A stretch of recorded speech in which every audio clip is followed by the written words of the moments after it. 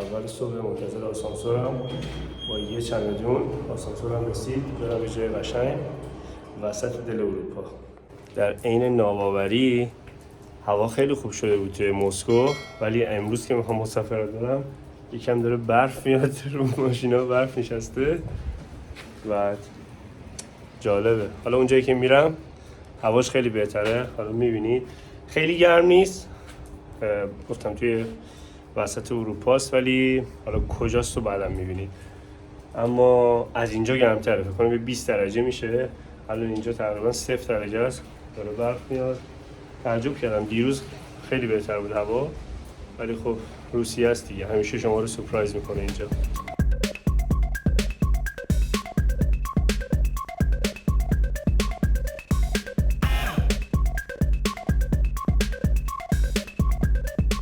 وایستادم اینجا تا کارت پرواز رو بگیرم، یه دونه چمدون دارم اینو تحویل بدم.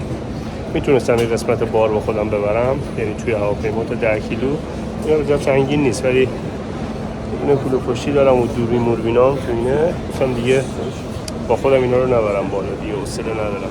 میرم اونجا وای میستم چمدون رو تحویل میگیرم دیگه، اینجوری خیلی بهتره.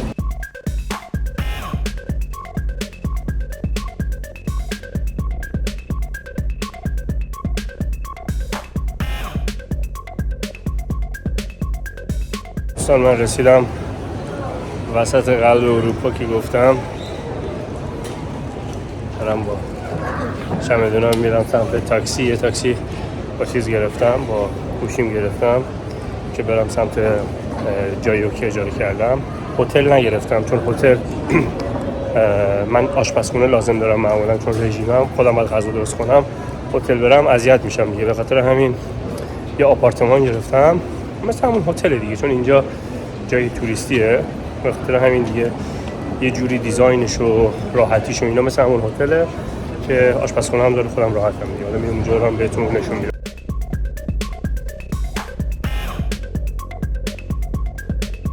دوستان من رسیدم به این خونه که گرفتم، به این صورت به شما نشون بدم. این سرویسشه، خیلی ترتمیزه. این اتاق خوابشه، بذار دوربینو بچرخونم. اینجا آشپزخونه‌شه، خیلی جمع جوره. اینجا هم بالکونه و یه ویوی خیلی خوب داره که به شما نشون میدم ویوشو. به این صورته. یه گازدار شما راحتی دیگه، اینجا میتونی غذاتو درست کنی. و بعد این سرویسشه که گفتم، ماشین لباسشویی و این داستانا. اینم اتاقشه که همه چی هست دیگه، تلویزیون و این داستانا. بازم از اینجا ویو اینور معلومه، ویوش هم قشنگه. اینجا رو تقریبا روزی 4500 روبل اجاره شه. بعد من واسه چند روز گرفتم. حالا برنامه مشخصی، اگه حالا خوشم بیاد اینجا شاید بیشتر بمونم. خوشم یعنی دیگه مثلا کافی باشه بمونید توی مسافرت، یه اندازه‌ای میمونی دیگه، اسم می‌کنی بسته. فعلا 4-5 روز میمونم تا ببینم چی میشه. و عرضم به خدمتتون که اگه به دلارم بهتون بگم، تقریبا روزی مثلا $50 مثلا هزینه اینجا شد. خیلی خوبه. البته خوبه که به خاطر اینکه دلار توی روسیه ذره قیمت دلار گرون شده، اینجا $50 وگرنه مثلا قبلا خیلی بیشتر میشد. به هر حال حالا بیرونم رفتم، جای دیگر رو بهتون نشون میدم. فعلا لباسم عوض کنم، وسایلامو بچینم تا اون داستانای دیگر رو بهتون جلوتر توضیح میدم. دارم میرم یه خریدی بکنم سوپرمارکت. بعد اینجا این ماشینه هست، سوئیچ روی در ماشینم بازه، طرف انگار یادش رفته. اینجا خیلی جای امنیه. حالا بگم اینجا کجاست دیگه زیادی دارم لفتش میدم. اینجا شهر کالینینگراده، یکی از شهرهای روسیه است، ولی چیز مرزی با روسیه نداره، یعنی مرز زمینی نداره. شما باید پرواز کنی، وسط اروپاست. شما باید پرواز کنی، میشه دقیقاً بغل لهستان و لیتوانی که مثلا کشور اونوریش میشه آلمان، کشور روبروش مثلا میشه دانمارک و سوئد. و اینجا حالا خیلی شاید اطلاعات جغرافیایی داشته باشن بدونن، اینجا از زمان قدیم مال روسیه است، ولی خب جداست دیگه، از لحاظ مرز زمینی با هم ندارن. کلا استایل شبیه اروپاه، یعنی خیابونا همه چی دقیقا اروپایی طوره. عرضم به خدمتتون که هوا خیلی خوبه. امروز صبح که بیدار شدم موسیقی بارون چیز برف بود. اومدم چند اینجا ریلکس کنم و یه چیزی هم بگم. حالا تا اینجا کار رسیدیم این که بچه‌ها دیگه از این به بعد مارینا تو ویدیو نیست. من و مارینا چند وقتی که جدا شدیم از هم و تصمیم گرفتیم اصلا جدا شیم و حالا دلیلش و کاملترش رو بعد توی ویدیویی، حالا شاید تو همین ویدیو نمیدونم یه ذره کاملتر توضیح میدم، ولی تا الان تا همین حد بگم که مثل مسئله شخصی بود. خواهشاً لطفاً نظرهای شخصیتون رو نگین بهم. حالا من اشتباه کردم، اون اشتباه کرد، چرا این کارو کردی، اینا یه ذره چی میگن، هم تأثیری نمیذاره تو روند ماجرا، هم ما دیگه بچه نیستیم، تصمیممون رو گرفتیم. اگه حالا کسی نگرونه ممنون، ولی یه تصمیم چند ماهه بود، به خاطر همین یه مدت ویدیو نمیذاشتم. تصمیم گرفتیم مثلا جدا شدیم، همه چی هم خوبه، میزونه، منم هستم، مسکو هستم، زندگی میکنم، سر کار زندگی خودمم، مارینا خوبه، همه چی اوکیه، ما خیلی توافقی اصلا جدا شدیم. حالا جلوتر بازم میذارم راجبش بیشتر توضیح میدم. خب دوستان، کنار خونه‌ای که گرفتم یه پارک خیلی قشنگه، همین بغله، هنوز ویدیو نگرفتم از توش و اونجا هم کنارش این ساحله، 3-4 دقیقه پیاده روی داره از خونه من تا این ساحل. خیلی قشنگه، دریای بالتیک. خودم اولین باره که اینجام دیگه. بعد گفتم یکم توضیح بدم راجع به اون قضیه که بهتون گفتم. ببینید ما هم هر شروعی اولش یه پایانی داره و اینکه حالا یکی با مرگ پایان پیدا میکنه، یکی با مشکل، یکی بالا هرچی. ما بین، یعنی در حالی که خیلی با هم خوشحال بودیم، خیلی هم مشکلات زیادی هم بین ما بود.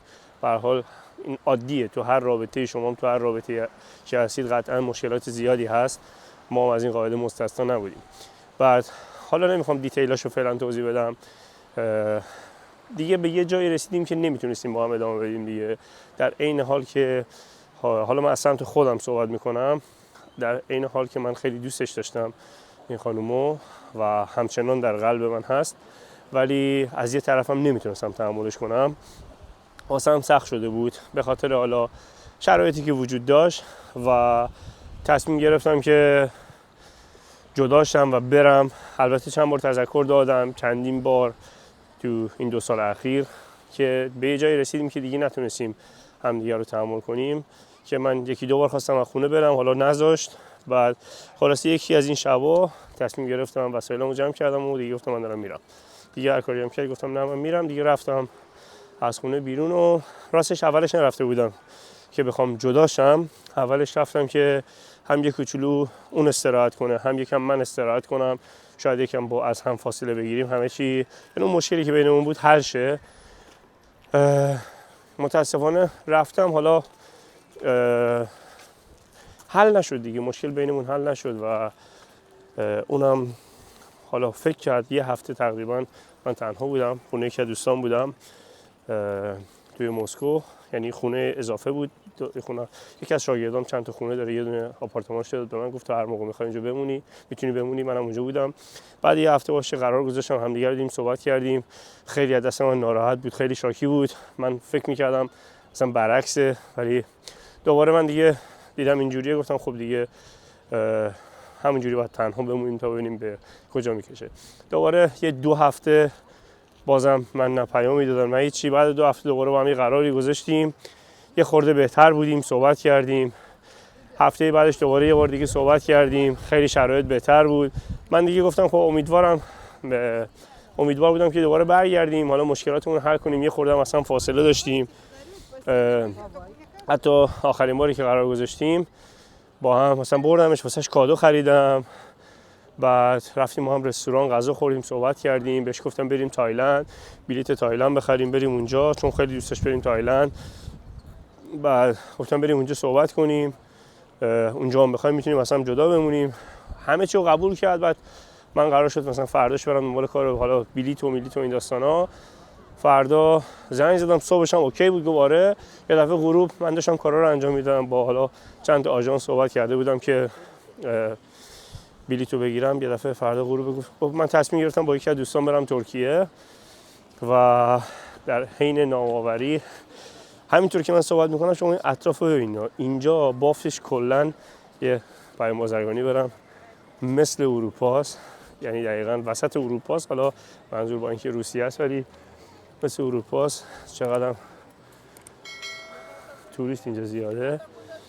بعد خلاصه غروب گفتش من تصمیم گرفتم با یکی از دوستان برم ترکیه و خیلی به من بعد مثلا اینو گفتش که اگرم تایلند خیلی دوست دارم برم تایلند، اگه شرایط بشه تایلندم میخوام برم، ترجیحم اینه که با دوستم برم نه اینکه با تو برم.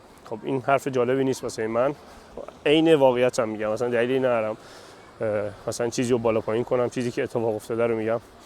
خب من ناراحت شدم از این حرف، ولی بازم به حالا همون موقعش گفتم ابی نداره، میتونی بری ترکیه، حالا بعدش میریم تایلند، یا اگه میخوای زودتر برو ترکیه قبلش مثلا بعد اون ما دوباره با هم میریم. گفتش که نه و عرضم به خدمتتون که بازم گذشت. دوباره یه هفته بعد با هم قرار گذاشتیم دیگه، به یه جایی رسیدیم که من متوجه شدم که خب این خانم نمیخواد دیگه، خب حالا اون نمیخواد، یعنی یه جوری شد من زدم بیرون، من نمیخواستم، بعد دیدم اونم نمیخواد.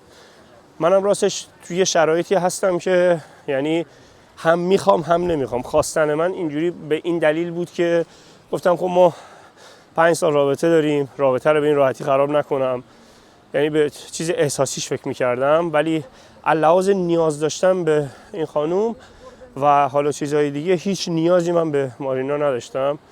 عرضم به خدمتتون که همه چیم اوکی بود، کارمو دارم، زندگیمو دارم، همه چیم رو روال، هیچ مشکلی هم ندارم بدون اون باشم. ولی من فکر میکنم اون یه ذره اشتباه متوجه شده این داستان، اون فکر میکنه من احتمالاً بهش نیاز دارم، بعد به خاطر همین فکر میکنم و این حدس منه و گفتش که بیا واسه آخرین بار صحبت کنیم. رفتم صحبت کردیم و دیگه قرار شد هم جدا شیم، یعنی جدا شدیم، اصلا جدا شدیم و الان یه فکر کنم من تقریبا 2 ماه و نیم ویدیو نذاشتم دیگه، ما هم تقریبا همون 2 ماه و نیمه که اصلا جدا شدیم. و اینکه من خونه خودم رو دارم الان، جدا زندگی میکنم، همون روالی که داشتم تو زندگیم کار میکنم، جدا زندگی میکنم، بعد حالا در جریان کارهای مارینا نیستم، فقط اون خونه‌ای که با هم گرفته بودیم. شما توی ویدیو خونه منو دیدید، ما اونجا به خاطر مارینا گفتش خونه اینجامون کوچیکه، یه خونه رو عوض کنیم. من خونه رو عوض کردم، حتی یه خونه بهتر گرفتیم، بزرگتر گرفتیم، رفتیم اونجا تو اون خونه فکر کنم 10 روز 2 هفته با هم بودیم، بعد دیگه جدا شدیم. ما که جدا شدیم اون خونه رو هم گفتم مال تو باشه، این خانم‌های زیبا رو هم نگاه کنید. بعد گفتم این خونه مال تو باشه، من میرم واسه خودم خونه، البته خودش هم من خواست خب اگه امکانش هست من تو این خونه بمونم دیگه، جابجا نشم، تو برو واسه خودت خونه پیدا کن. منم خونه جدید گرفتم، سر کار زندگیم هم دیگه. اینم از داستان من مارینا بعد از 5 سال چیزمون به پایان رسید. اصلا هم دوستان اگه دوست منید منو دنبال میکنید، اگه یه ویدیویی گذاشتم با یه دقیقه‌ش هم حال کردید و 10 ثانیه‌اش حال کردید، اصلا دوست ندارم بهم بگید که نمیدونم تو بهتر بودی، اون بهتر بود، عیبی نداره، فدای سرت، من اصلا همه چی میزونه، اصلا هیچ چیز پشیمونی ندارم، رو روالم، یعنی چی میگن تو بهترین شرایطم، علاوه منتالی، علاوه فیزیکی، علاوه نمیدونم از همه لحاظ اوکی هم، هیچ مشکلی ندارم، یعنی اصلا نمیخوام کسی با ما همدردی کنه. اینا رو اومدم اینجا بگم که شما به عنوان دوستم، به حال من 5 سال، حالا 5 سال که نه، تقریبا 3 سال 4 سال همه زندگیمو گذاشتم روی یوتیوب، شما همه جا با هم بودید، هر جا که من رفتم، هر چیزی که من خوردم، هر کاری که من کردم و شما دیدید به تصویر، و این خیلی کار سختیه و توی این مدت هم خیلی از دوستان نگران من شدن، حالا اولمو پرسیدن چرا نیستی، ممنونم از همتون. دلیلش این بود، به هر حال می‌خواستم یه ذره ریلکس بشم، بعد واسهتون ویدیو بذارم. از این به بعد سعی می‌کنم بیشتر ویدیو بذارم. سرم خیلی شلوغه توی کار دیگه هم که مربیگری می‌کنم، ولی سعی می‌کنم دوباره یوتیوب همینجوری رو روال برم جلو. حالا توی ویدیوهای بعدی سعی می‌کنم اینجا رو بهتون بیشتر نشون بدم. الان فقط می‌خواستم این اینفورمیشن رو بهتون بدم که بدونید داستان از چه قرار بود، چرا ویدیو نمی‌ذاشتم. اما بعدش ویدیوهای اینجا رو نشون میدم. اینجا خیلی جای خفنیه، خودم اولین بار اومدم، حالا امروز فکر کنم الان 4-5 ساعت اینجام. یه خرید کردم، یه دور زدم، یه غذا خوردم، همینجور که میبینید این دور و بر.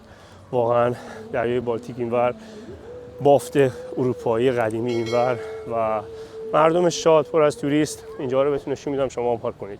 خیلی دوستتون دارم. واسه حمایت لایک کنید، سابسکرایب کنید، نکردینم فدای سرتون. تو ویدیو بعد میبینمتون. خدافظ.